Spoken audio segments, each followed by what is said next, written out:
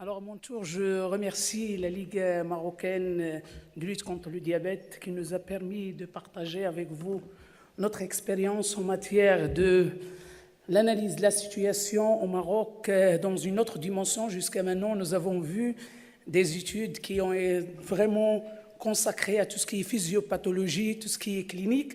Maintenant, on va aller vers une autre dimension qui est santé publique, surtout l'organisation de dépistage et de prise en charge du diabète gestationnel au Maroc. Alors, je ne vais pas alourdir, je vais être vite, vu que mon collègue qui vient de présenter, il a tout montré l'importance et la nécessité de vraiment dépister à temps le diabète gestationnel et aussi de le prendre en charge dans une stratégie. Et on va essayer de répondre à sa question, quelle est la stratégie? Et là, au niveau du Maroc, vraiment, nous avons le lien entre les maladies chroniques et le diabète. Le diabète gestationnel, ses conséquences, je vais passer sur ce slide. Alors, au Maroc, l'histoire a commencé en 2014. Et là, dans mon intitulé de la présentation, diabète gestationnel, une morbidité négligée avec point d'interrogation. On peut dire, en partie, il n'est pas négligé parce que le ministère de la Santé et d'autres partenaires ont mis en place toutes les guidelines pour sensibiliser les prestataires et aussi pour mettre en place des protocoles. Mais est-ce que ces protocoles sont suivis? Est-ce que les prestataires du soin au niveau opérationnel sont conscients de l'importance de cette morbidité? Alors, on s'est réunis avec vraiment différents partenaires au sein de notre école. Les partenaires de CHU, il y a le professeur Chreibi qui est présent là, le professeur Belkhadir qui représentait la société civile, des associations de Marrakech et d'El Haouz, et aussi des chercheurs en santé publique et des chercheurs de notre partenaire dans cette recherche qui viennent de l'Institut de médecine tropicale d'Anvers en Belgique, mais aussi, je remercie aussi le ministère de la Santé représenté dans ces trois directions, la DELM, Direction d'épidémiologie et de lutte contre les maladies, qui sont parties prenantes dans ces recherches, l'ADP, la Direction de population, et aussi la DHSA, la Direction des hôpitaux du soin ambulatoire. Et là, nous avons, au bout d'une journée de travail et de débat, nous avons constaté qu'il y a peu d'études au Maroc qui sont intéressées au management de la prise en charge du diabète gestationnel au Maroc.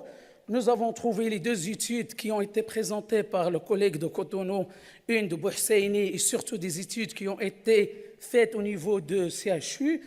Et on a dit, on doit commencer par un état des lieux, dire on est-il dans la détection, la prise en charge du diabète gestationnel au Maroc. Et là, c'était la première étude qui était menée à Marrakech et Al Haouz pour voir l'état des lieux. Et là, vous avez les verbatim des femmes et des médecins généralistes. Le premier problème, le premier constat qu'on a soulevé, c'est les délais.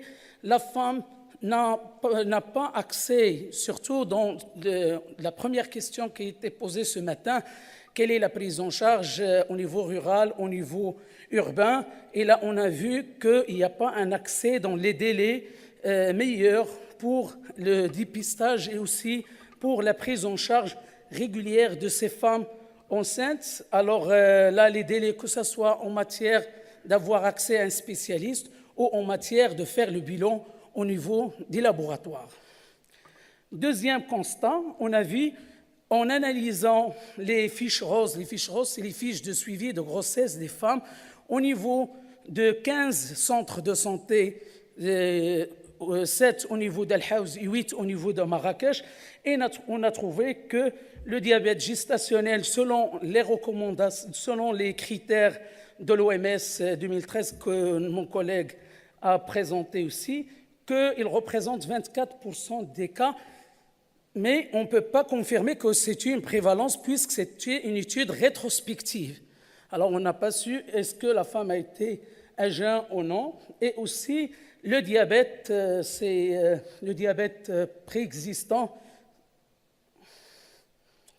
Diabète préexistant, c'était 3%. Il n'y a pas de différence entre milieu urbain et rural pas de différence dans le niveau d'instruction ni de l'âge. Et de là, lors de la dissémination des résultats au niveau aussi avec les différents partenaires, nous nous sommes dit pourquoi ne pas essayer de voir une décentralisation de la prise en charge de la femme enceinte qui a le diabète gestationnel au niveau de nos centres de santé, au niveau des soins de santé primaires. Et là, nous avons mené une autre étude interventionnelle et évalué évaluer les effets et les conditions de la détection et la prise en charge au niveau des concentrés.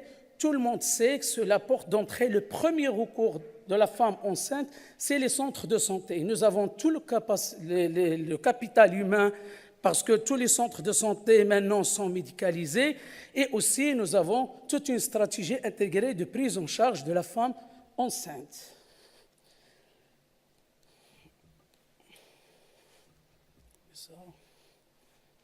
Et là, nous avons mené une étude d'implémentation, évaluative d'implémentation sur 20 centres de santé, une étude randomisée. Ces centres de santé sont sélectionnés de façon randomisée.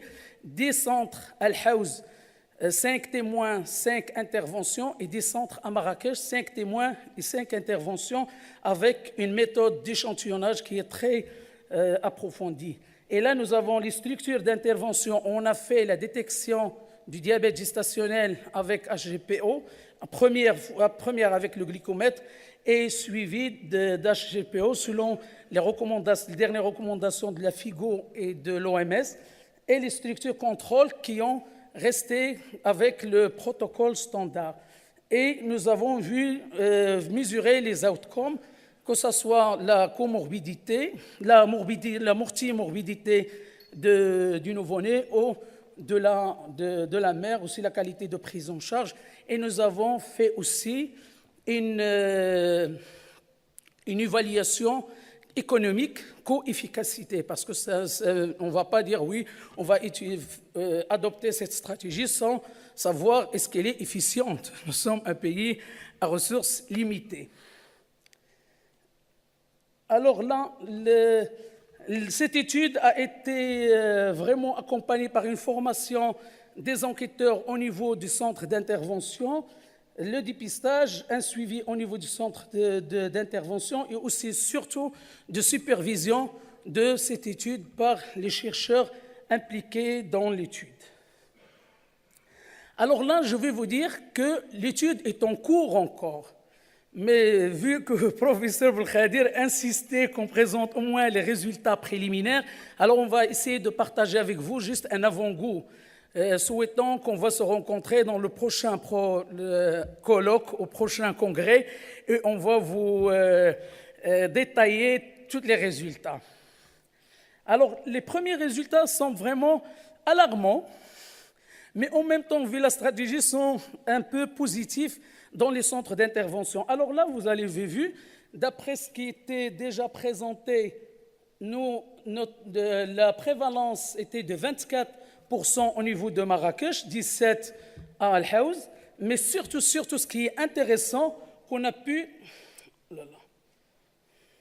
Comment retourner, s'il vous plaît?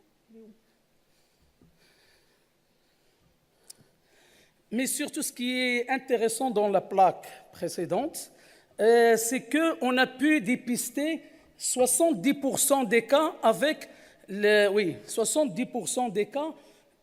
Oh là là. Vous retournez, s'il vous plaît. 70% des cas en utilisant la glycémie à jeun sans même avoir recours à la GPO, mais en même temps, on peut rater 30% des cas si on n'utilise pas la GPO. Et là, on voit que cette prévalence est à peu près la même chose que celle qu'on a trouvée dans la première étude de l'état des lieux et aussi un peu proche de l'étude du pays voisin, l'Algérie, qui est de 30%. Pour les résultats préliminaires, là, je peux insister sur... Nous avons pu inclure 124 femmes dans les centres d'intervention et 89 dans les centres contrôle. Mais ce qui est important ici, que le suivi elle était plus importante au niveau du centre d'intervention, ça va de soi, puisque ce sont des centres d'intervention. Alors dans les contrôles, on ne suit pas trop les femmes, ce n'est que 3 suivis de ces femmes qui ont eu le diabète gestationnel. Aussi, une chose qui est très importante par rapport aux règles hygiéno-diététiques au début, là, on voit ici que c'est 88%, presque 89%, mais le traitement, il nous semble, là on ne peut pas être définitif, mais il nous semble qu'il y a un sous-traitement au niveau des centres contrôle. Et aussi le gain de poids de la femme par rapport au centre d'intervention, il y a moins de gains de poids, aussi moins de gains de poids dans les centres d'intervention par rapport au bébé. Vous savez, la macrosomie chez les femmes qui ont le diabète gestationnel. Je passe aux conclusions. Alors, on voit on peut conclure qu'il y a une haute prévalence d'hyperglycémie pendant la grossesse au Maroc, mais on doit finir l'étude. Là, on peut dire qu'on a une haute prévalence parce que toutes les femmes déjà incluses dans l'étude. Le dépistage et la prise initiale, c'est faisable au niveau déconcentré, au niveau de centres de santé, avec tous les moyens qu'on a, les glucomètres. Aussi, là, il faut juste former les prestataires de soins et aussi l'impact de l'intervention qui nous semble positif, avec moins de gains de poids chez la maman, que ce soit chez le bébé dans les centres d'intervention.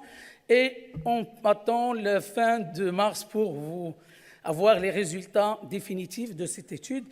Et si vous voulez avoir plus d'informations, vous pouvez lire, on a publié déjà le protocole de l'étude avec les 2 algorithmes qu'on a utilisés pour l'étude, et je vous remercie.